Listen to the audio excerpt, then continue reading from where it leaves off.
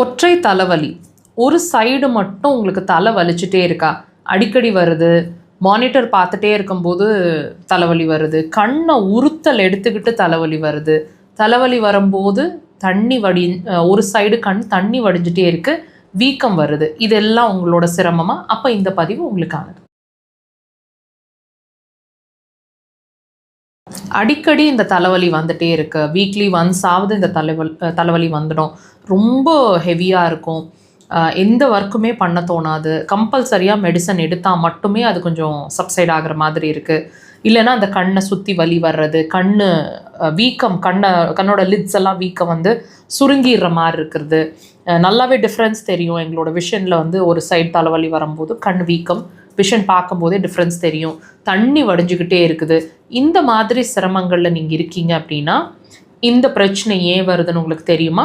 இந்த பதிவில் தெரிஞ்சுக்கலாம், முழுசாக பாருங்கள். நாங்களும் ஒவ்வொரு பதிவுலையும் உங்களுக்கு புரிகிற மாதிரி எக்ஸ்பிளைன் பண்ணிகிட்டே இருக்கிறோம்.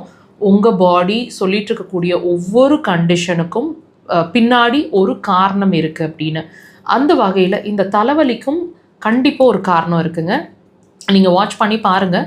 இந்த தலைவலியில் நீங்கள் ஒரு சில மாதங்களாவோ சில வருஷங்களாவோ சஃபர் ஆகிட்ருக்கீங்கன்னா அப்போ நான் சொல்கிற சிம்டம்ஸும் சேர்ந்து உங்களுக்கு இருக்கும். நிறைய கோவப்படுறீங்க இல்லையா, நிறைய டென்ஷன் ஆகிட்ருக்கீங்க இல்லையா, தூக்கம் கெடுது இல்லையா உங்களுக்கு, பர்டிகுலராக டைமிங்கோடு சொல்லணும் அப்படின்னா 11 மணிலேருந்து 3 மணிக்குள்ளே கண்டிப்பாக தூக்கம் சரியில்லாமல் இருக்கும். டைஜஷன்லேயும் பிரச்சனை இருக்குங்க. சில உணவுகளை எடுக்கும்போது எது கழிக்கிறது, நெஞ்சு கரிக்கிறது, புளிச்ச ஏப்பங்கள் மாதிரி இருக்கிறது, தொண்டையிலிருந்து மவுத், அதாவது உங்களோட வாய்ப்பகுதிகள், தாடை பகுதிகள், உள்தாடை பகுதிகளிலிருந்து உங்களோட ஸ்டமக், இரைப்பை வரைக்குமே புண்ணு அப்பப்போ வந்துட்டே இருக்கிற மாதிரி இருக்கிறது, கொஞ்சம் காரம் கூட சாப்பிட முடியல, சாப்பிட்டா உடனே எரிச்சல் எடுத்துக்குது, காரமே நான் சேர்த்திக்கிறது இல்லை, இந்த மாதிரி விஷயங்கள் நிறையா இருக்கும். கூடுதலாக உங்களுக்கு புளிப்பு சுவை விரும்புவீங்க, சாப்பிட முடியாதுங்கிறது வேறு, ஆனால் உங்களுக்கு புளிப்பாக சாப்பிடணும்னு ஆசை, கிரேவிங்ஸ்ன்ற ஒரு விஷயம் நிறையா இருக்கும். அது மட்டும் இல்லை, அடிக்கடி கண்ணோட அடி பகுதிகள் செவந்துக்கிற மாதிரி ஆகிடும். நீங்கள் அந்த ஐலிட்ஸோட விஷயங்களை உள் கூட பார்த்தீங்கன்னு சொன்னால் எப்பவுமே செவப்பாக இருக்கிற மாதிரி இருக்கும்.